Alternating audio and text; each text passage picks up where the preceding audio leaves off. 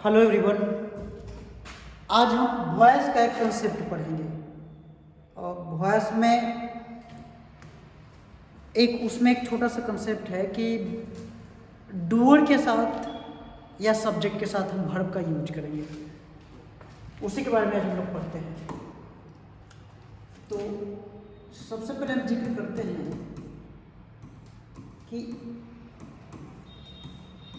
ये जो वॉइस होता है, ये वॉइस में हम दो तरह से जिक्र कर सकते हैं,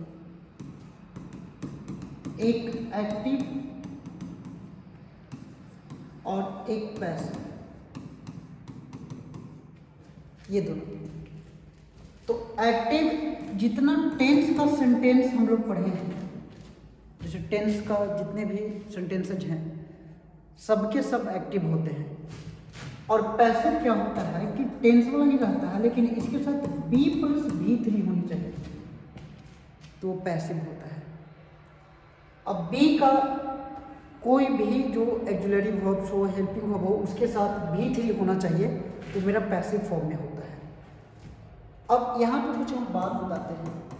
जैसे आज हम पढ़ते हैं कि जो प्रेजेंट इंडेफिनिट होता है, प्रेजेंट इंडेफिनिट टेंस, इसका पैसिव हम कैसे करेंगे, प्रेजेंट इंडेफिनिट का, और उसमें भी एक्शन होना चाहिए, एक्शन, क्योंकि नॉन एक्शन का तो पैसिव नहीं बनता है। एक्शन यानी काम, उस वाक्य में काम होना चाहिए। तो अब समझिए बात को, यदि वाक्य में काम है तो फिर काम करने वाला भी कोई होगा, तो काम करने वाला है तो उसको बोलते हैं डूअर। यानी इसमें जो हम पैटर्न लिखेंगे अफर्मेटिव का, अगर इसमें हम अफर्मेटिव सेंटेंस का अगर हम पैटर्न लिखेंगे तो यहाँ पे होना चाहिए डूअर, और प्रेजेंट इंडेफिनिट का है तो V1 या V5 और प्लस ऑब्जेक्ट। ये मेरा AB का होगा, AB यानी जो टेंस में लिखा जाता है वो पैटर्न। और जब हम इसी को PV में करेंगे यानी पैसिव वॉइस में करेंगे तो फिर ये क्या है, डूअर यानी काम करने वाला। इसमें जब ये दो काम है तो इस काम को करने वाला कौन होगा, डूअर। काम करने वाले को डूअर बोलते हैं। इसमें सब्जेक्ट नहीं होता है क्योंकि काम का ही पैसिव बनाते हैं, तो इसमें डूअर होता है। तो ऑब्जेक्ट को हम पहले रखेंगे, ऑब्जेक्ट, और इसके अनुसार आपको इज, एम, आर ये लिखना पड़ेगा, और प्लस में वर्ब का थर्ड फॉर्म। और ये जो इज हमारा लिखे हैं ना, इसी को हम बी वर्ब बोलते हैं। तो बी वर्ब के साथ वर्ब के थर्ड फॉर्म, और फिर आपको बाय लिखकर फिर एजेंट देना है, तो डूअर चला जाएगा अंत में। और ये जो बाय प्रेपोजिशन है ना, तो कहीं कहीं पे टू, विथ, फ्रॉम कोई भी प्रेपोजिशन लग सकता है।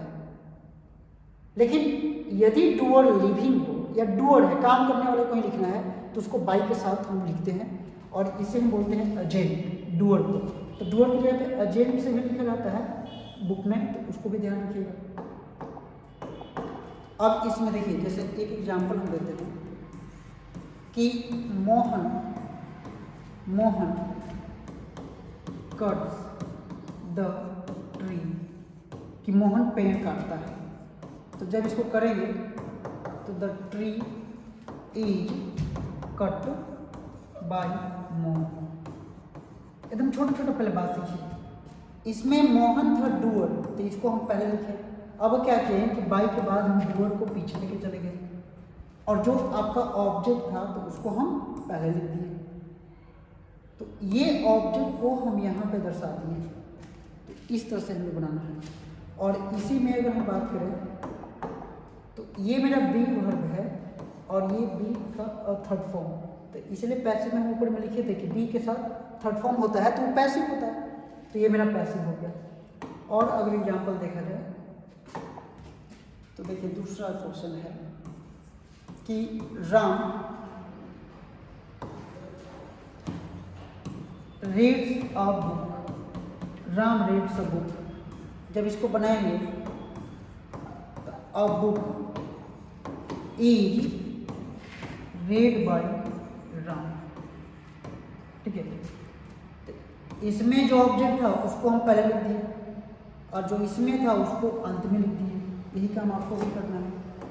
अब समझिए, ये प्रेपोजिशन है ना, तो ये प्रेपोजिशन का बन गया ऑब्जेक्ट, और इसको बोलेंगे बी वर्ब, तो ये हो गया V3, और ये आपका ऑब्जेक्ट था जो उधर सेंटेंस में है, और ये ऑब्जेक्ट से आपका बन गया डूअर, क्योंकि काम तो यही नहीं कर रहा है।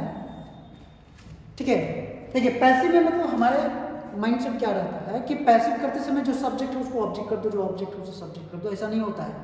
डूअर कभी भी नहीं बदलता है। डूअर जो काम करने वाला है वो या तो एक्टिव रहे या पैसिव रहे, डूअर वही होगा, लेकिन बस बोलने का तरीका चेंज हो जाता है कि मेरे द्वारा आम खाया जाता है, मेरे द्वारा गाड़ी चलाया जाता है, या फिर ऐसे बोल सकते हैं कि मैं गाड़ी चलाता हूँ, तो ये एक्टिव हम डायरेक्ट बोल दिए। अब इसको उलट के बोलेंगे ना कि गाड़ी मेरे द्वारा चलाया जाता है, तो ये पैसिव, लेकिन चलाने का काम तो हम ही कर रहे हैं। तो एक्टिव हो या पैसिव हो, सेंटेंस का मीनिंग चेंज नहीं होता है, इसलिए इस टॉपिक को हम ट्रांसफॉर्मेशन भी कर सकते हैं। ट्रांसफॉर्मेशन में सिर्फ और सिर्फ स्ट्रक्चर चेंज होता है और सेंटेंस का मीनिंग चेंज नहीं होता है, इतनी सी बात। और इसमें मेन जो बात है वो अब हम करेंगे। देखिए मेन बात क्या है, आप लोग किसी बुक में पढ़े होंगे कि बाई के बाद बहुत सारे ऐसे वर्ड्स होते हैं जो डूअर के रूप में रहे, तो उसको हम नहीं लिखते हैं, यानी बाई के बाद डूअर का प्रयोग नहीं करना है, ये भी एक कंसेप्ट है। और डूअर की जगह पे कोई प्रोनाउन भी आ सकता है, जैसे देम हो तो फिर उसका भी यूज नहीं करते हैं, द पुलिस, द पब्लिक, इस तरह से यूज नहीं करते हैं। तो ऐसा क्यों नहीं करते हैं, यही बात यहाँ पे हम बता रहे हैं। जैसे देखिए एक एग्जाम्पल है, the police arrest the thief, इस तरह से क्वेश्चन हम करते हैं। जब इसको आप बनाइएगा the police arrest the thief, तो आपको देना पड़ेगा कि द थीफ, और ये पुलिस ये हो कि नहीं, बहुत सारे पुलिस को लिए, तो इसलिए यहाँ पे V1 हो गया, लेकिन चोर तो एक ही हो, तो इसके अनुसार ईज रहेगा, प्रेजेंट में है और अरेस्टेड। अब इसके बाद बाय द पुलिस हम करते हैं, बाय द पुलिस हम करते हैं, तो ये गलत है। अब क्यों गलत है, देखिए ये करते हैं तो ये गलत है मेरा, क्यों? क्योंकि चोर को पकड़ने का काम पुलिसें कर सकती है, चोर को पीटने का काम कोई भी कर सकता है। जैसे किसी गांव में चोर पकड़ा है तो उसको कोई पीट सकता है, लेकिन अरेस्ट तो सिर्फ पुलिस कर सकती है। तो वैसा कोई काम जो वो वही पार्टिकुलर कोई व्यक्ति करे, तो उसको बाई के बाद नहीं लिखा जाता है। तो ये चोर को पकड़ने का काम सिर्फ और सिर्फ पुलिस कर रहा है, तो ये पार्टिकुलर है, इसके अलावा कोई नहीं कर सकता है, तो बाई के बाद नहीं देना है। अब इसी में अगर हम बोलें कि जैसे कोई और काम अगर दे दिया जाए कि सोहन राइट्स अ स्टोरी, तो ऐसा थोड़ा है कि सिर्फ सोहन इस स्टोरी को लिख सकता है, लिखने का काम तो कोई भी कर सकता है, तो बाई के बाद हम सोहन देंगे, लेकिन अरेस्ट करने का काम सिर्फ और सिर्फ पुलिस ही कर सकता है और कोई नहीं कर सकता है। तो इसमें बाई सोहन होगा, लेकिन इसमें नहीं होगा। क्यों नहीं होगा? क्योंकि ये पार्टिकुलर काम है और सिर्फ यही कर सकता है, और इसमें सोहन के अलावा कोई और भी कर सकता है। इसको हम ऐसे भी बना सकते हैं कि a story is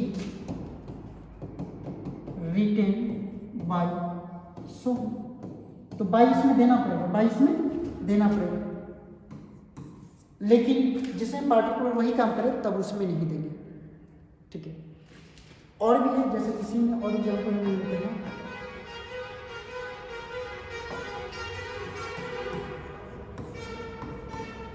the people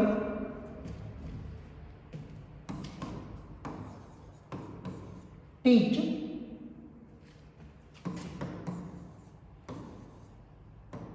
this matter, matter मतलब कोई बात। अब देखिए कोई भी बात के लिए जो हम लोग को ज्ञान मिलता है, सीख मिलता है, तो कोई ना कोई तो लोग ही ना हमको करेंगे, चाहे वो आपके घर के सदस्य हो सकते हैं, आपके दोस्त हो सकते हैं, आपके फैमिली मेम्बर्स, फ्रेंड्स हो सकते हैं, तो लोग ही हैं। तो जब ये काम यही कर सकते हैं, अब ऐसा तो ना कि एनिमल कर सकता है, कोई बर्ड्स कर सकता है, या कोई नॉन लिविंग थिंग कर सकता है, ऐसा नहीं हो सकता है। जब भी कोई ना कोई करेंगे तो पीपल ही करेंगे। तो ये काम करने के लिए पार्टिकुलर ही एक व्यक्ति का हम नाम दे दिए, तो फिर बाय के बाद द पीपल का यूज नहीं होता है, तो हम इसमें भी नहीं करेंगे। इसे डायरेक्ट हम लिखेंगे दिस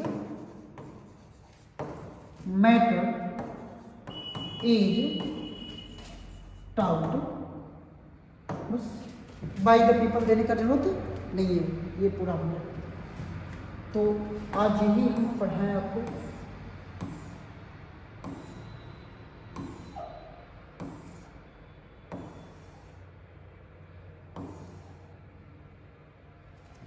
ठीक है, तो इस बात को बढ़िया से समझिए और सीखिए। फिर कल के वीडियो में हम बताते हैं कि किसी भी वॉइस को यदि हम नेगेटिव करें या फिर इसको इंट्रोगेटिव करें, डब्ल्यू क्वेश्चन करें, तो ये छोटा छोटा बात, फिर इसमें और भी बड़ा बड़ा सेंटेंस हम बताएंगे। ठीक है, आज के लिए इतना रहने देते हैं।